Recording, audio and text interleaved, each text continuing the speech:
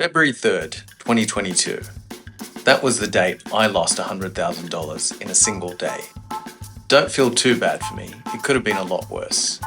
My boss actually lost a lot more than I did.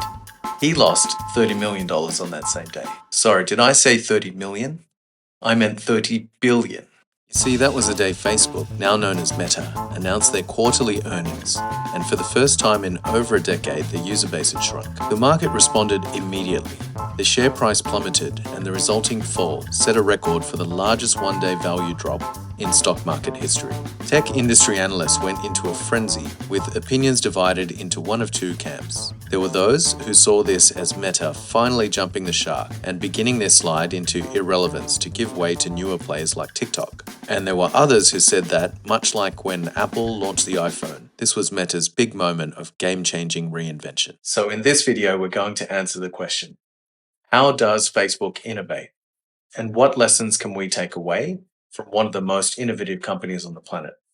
And most importantly, what's the one thing that I think everybody has overlooked that means this is Meta's iPhone moment?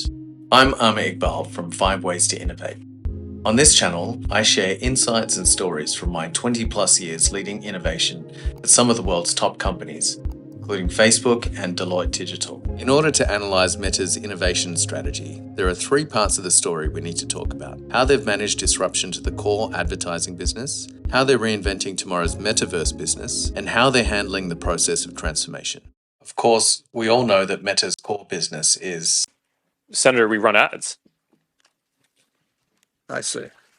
In fact, my first post on the company intranet when I joined Facebook was a series of pie graphs that shows how Facebook makes its money versus other similar tech companies. It turns out that at 98%, Facebook was the most reliant on their ads business model, while Google, Microsoft, Apple, and Amazon all had much more diversified revenue sources. What this meant was that Meta was massively over-optimized for today's business, which is not necessarily a good thing for the purposes of innovation.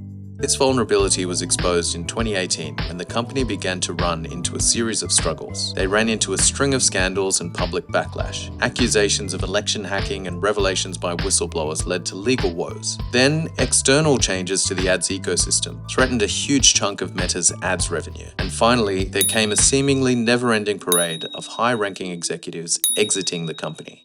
If Hollywood ever decides to make a sequel to The Social Network, this might actually be a pretty good jumping off point. Having scaled from a humble dorm room to one of the most dominant companies on the planet, they now find themselves at a crossroads. The business model that got them here is on its last legs, and they now must decide their destiny. Will they succumb to the forces of evil that threaten to take them down? Or will they successfully choose the path to glory and bathe in the spoils of ultimate victory? So with their core business in flux, a series of key executives walking out the door, their shareholders up in arms, how did Meta respond?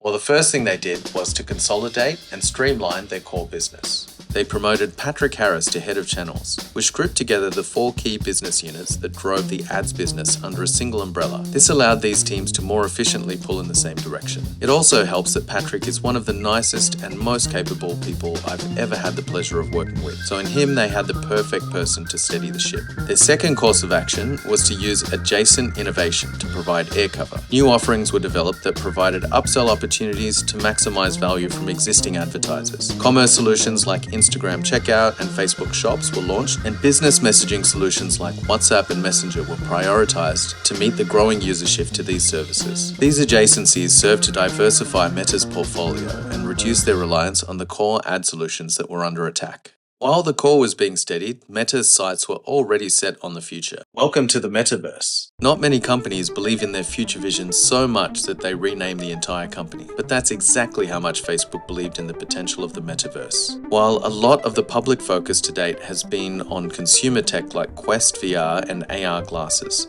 One of the increasingly hot battlegrounds will no doubt be the enterprise. This is interesting from an innovation point of view because for the first time, Meta will no longer be competing in their comfort zone of selling to marketers. Their customers will begin to look more like CTOs, COOs, and even CHROs. The intersection of the metaverse and the future of work has already become a hotly contested space. Microsoft has spent the better part of the last decade moving into this arena, so there's no doubt that they and Meta are on a collision course to see who can win the battle to enable the world's workforce to virtually go global.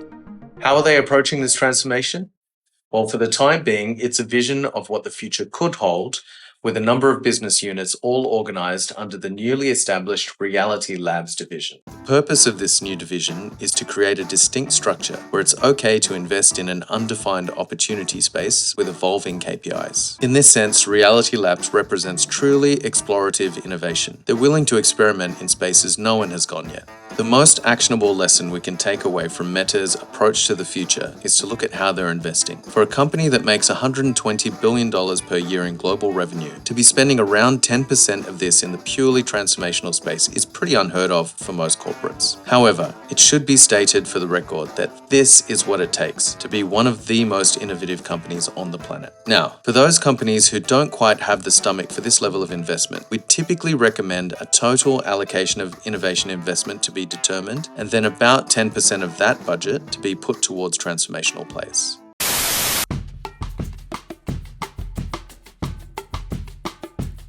If we're setting out to analyze how Facebook innovates, it's important to note that I haven't mentioned any of the tropes that are all too common in today's corporate innovation landscape. They didn't just tell their people to be more innovative or offer innovation bonuses. They didn't hold an away day where executives tried to invent tomorrow's business in a single shot. And they didn't retract back to the core and slash innovation investments when times got tough. Before we move on, it's worth pointing out a couple of key lessons that can be learned from this approach. The value of the core business is often underestimated in the innovation process. Two things Meta has done well in this regard. They consolidated and streamlined the core business when the time was right. They were able to identify when playing defense was no longer the most strategic approach and rapidly refocus these resources towards building tomorrow's business. They also ensured they weren't caught unaware. There was a solid roadmap of adjacent innovation in the can and ready to go long before the core began its transition into legacy. While all of this is going on, Meta has also strategically been planting the seeds to build tomorrow's business. They've invested in establishing Reality Labs and other infrastructure that allows innovation to thrive without being held back by the constraints of today's business. And throughout all the pressure from the market, they've still ensured that long-term success has been prioritized over short-term wins by allocating at least 10% of their innovation investments towards building the Metaverse business. And of course, the final key to the innovation portfolio is bridging these two worlds via the process of transformation. So there you go, a fairly comprehensive overview of how Meta innovates. But remember at the start of this video, I promised I'd point out one thing that everyone has overlooked that makes this Meta's iPhone moment. For context, Apple recently announced that they're finally discontinuing the iPod. But the truth is, they set this in motion the day Steve Jobs launched the iPhone. They knew it would be an iPod killer from day one. This brings us to Meta's transformation from the core to the future.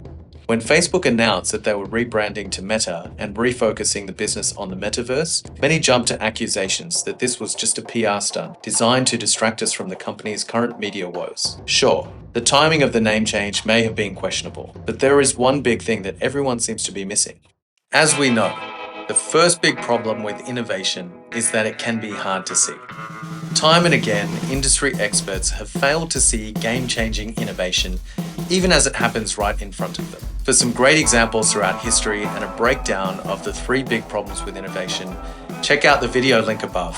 So with their social media empire beginning to show early signs of strain, Facebook's decision to rebrand and put the metaverse in their sights is their big play at reinvention. Brands and consumers will increasingly be pushed to engage with these newer virtual platforms, which will eventually negate the need for the very social platforms that made them famous in the first place. What everyone seems to have missed is that Meta is sacrificing their core in order to build tomorrow's business. For the very first time, Meta's future bet is not simply an evolution aimed at scaling their existing business. In fact, the Metaverse play is an attempt at building an entirely new business, one that will swallow the core. The core simply becomes the ATM that funds the development of its replacement. And that's what makes this Meta's iPhone moment. For the first time in a long time, Facebook's evolution to Meta has brought them to the brink of the unknown. They haven't had to undergo such a radical transformation since they were a relatively small startup operating out of a tiny office above a Chinese restaurant. Pulling off this level of transformation as an 80,000 employee strong corporate comes with its own set of challenges. Whether Meta succeeds in winning the Metaverse or not remains to be seen. But if they do, the story will be taught a decade from now in business schools as one of the greatest reinventions of all time. Thank you so much for watching the video all the way to the end.